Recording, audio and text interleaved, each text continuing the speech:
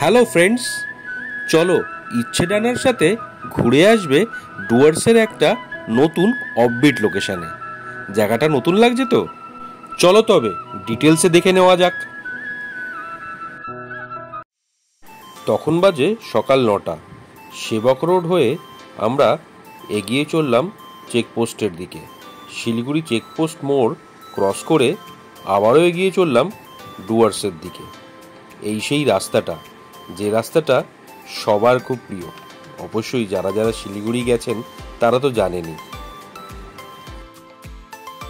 সেবক রোড দিয়ে বাইক চালানোর মজাটাই আলাদা। চারিদিকের প্রাকৃতিক সৌন্দর্য দেখতে দেখতে কি দারুণভাবে আমরা এগিয়ে চলেছিলাম।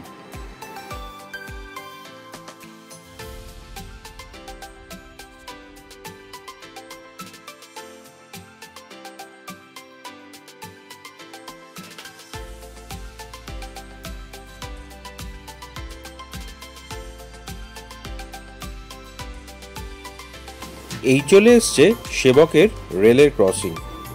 কাঞ্চনকন্যা ট্রেনে যারা ডুয়ার্স গেছেন তাদের প্রত্যেককেই এইখান দিয়েই পার হতে হয়েছে। চলুন এবার এগিয়ে যাওয়া যাক। ওই যে দূরে দেখা যাচ্ছে তিস্তা নদী, ভারী অপূর্ব লাগে এই রাস্তাটাতে। এর সামনেই রয়েছে আপনার কালীবাড়ি। হ্যাঁ, সেবক কালীবাড়ির কথাই তো বলছি। এই চলে এলো সেবক কালীবাড়ি।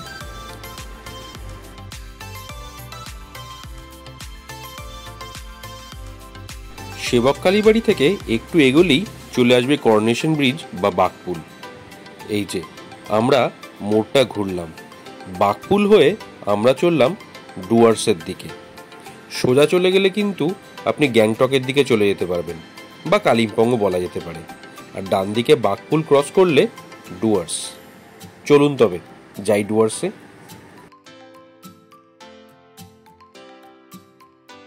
ডুয়ার্সের দিকে এন্ট্রি নিলেই এরকমভাবে অনেক রকমের নদী দেখতে পাবেন, সাথে জঙ্গল আর পাহাড়। অপূর্ব লাগে দুই ধারটা দেখতে। দেখেছেন, আবার চা বাগানও চলে এলো। সব কিছু মিলিয়েই ডুয়ার্স। খুবই সুন্দর এই ডুয়ার্স। একদিকে চা বাগান, একদিকে পাহাড়, আবার একদিকে নদী। ওই দেখুন, বলতে বলতে আর একটা নদী। এই ধরনের প্রচুর নদী পেরিয়েই আপনাকে চলে যেতে হবে ডুয়ার্সে। এই চলে এলাম ডামডিম মোড়। ডামডিম মোড় থেকে বাদিকে চলে আসবেন। সোজা গেলেও আর একটা রাস্তা আছে যেটা কিছুটা ঘুরপথ পড়ে। আমরা বাদিকে এসে ডামডিম মোড় থেকে চললাম গরুবাথানের দিকে। অপূর্ব সুন্দর রাস্তাটা, তাই না? চারিদিকে চা বাগানে ভরা, ডুয়ার্সের চা বাগান। এত সুন্দর জায়গায় এসে নিজেদের একটা ভিডিও তুলবো না বা ফটোশ্যুট করবো না, সেটা আবার হয় নাকি?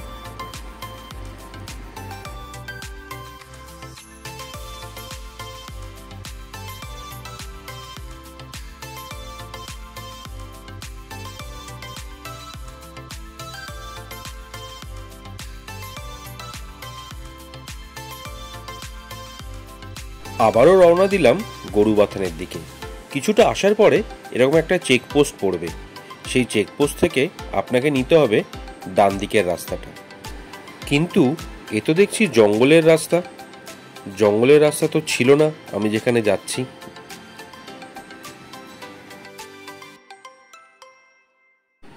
ঢুকতে না ঢুকতেই বুঝতে পারলাম ভুল রাস্তায় চলে এসেছি। টু হুইলার নিয়ে জঙ্গলের রাস্তা দিয়ে যাওয়া কোনোভাবেই উচিত নয়। এটা ভেরি রিস্কি। রাস্তাটা দেখেছেন? সম্পূর্ণ জঙ্গল। কোথা দিয়ে কি জন্তু জানোয়ার বেরিয়ে আসবে তা আমাদের আইডিয়া ছিল না। তাই তখনই ঠিক করলাম আমাদের ইমিডিয়েটলি ইউটার্ন নিতে হবে। অবশেষে ফিরে এলাম সেই ডামডিম মোড়ে। এই ডান দিক থেকে আমরা এসেছিলাম। এবার এখান থেকে আমরা বাঁ দিকে চলে যাব। অর্থাৎ শিলিগুড়ি থেকে আসলে ডামডিমে বাঁ দিকে না ঢুকে সোজা চলে আসবেন। এই চলে এসছে মালবাজার। মালবাজার থেকে এখানে দুটো রাস্তা দুদিকে চলে গেছে। আপনাকে বাঁ দিকের রাস্তাটা নিতে হবে।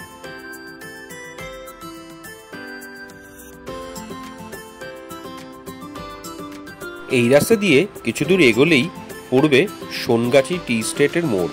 এই হলো সেই সোনগাছি টি স্টেট। এখান থেকে আপনাকে নিতে হবে বাঁদিকের রাস্তাটা।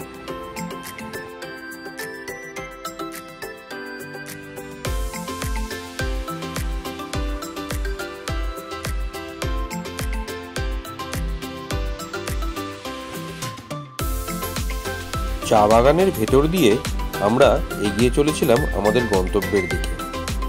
চারিদিকে বিস্তৃত চা বাগান, আর ওই দূরে দেখা যাচ্ছে পাহাড়। অপূর্ব দৃশ্য লাগছিল। যতটা সুন্দর এই ভিডিওতে দেখতে লাগছে তার থেকে অনেক অনেক বেশি সুন্দর আসলে জায়গাটা। চা বাগান পেরোতেই পড়ল এই শালের জঙ্গল।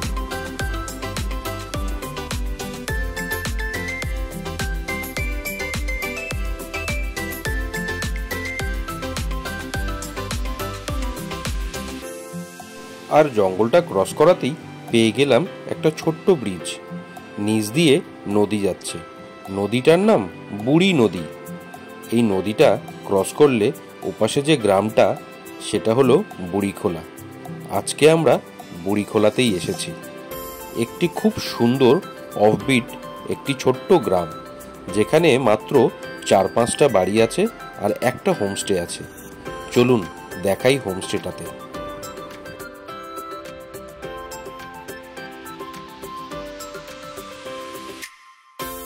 এই হলো বুড়িখোলা ইকোস্টে।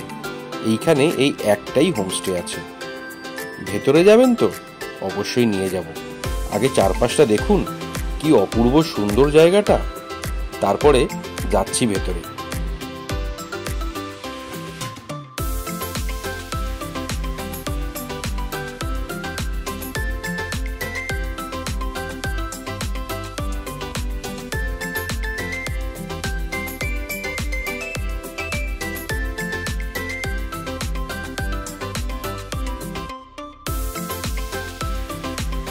চলুন ঘুরিয়ে নিয়ে আসি আপনাদের হোমস্টেটার ভেতর দিয়ে।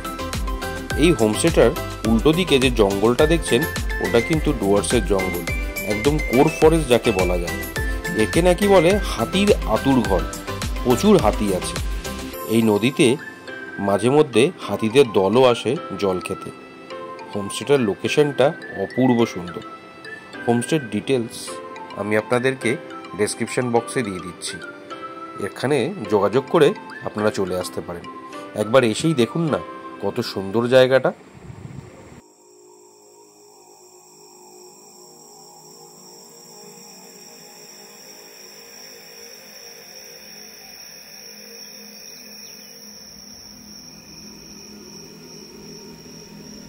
আশা করি ব্লগটা খারাপ লাগেনি। যদি ভালো লেগে থাকে ব্লগটা একটু লাইক করে দেবেন প্লিজ।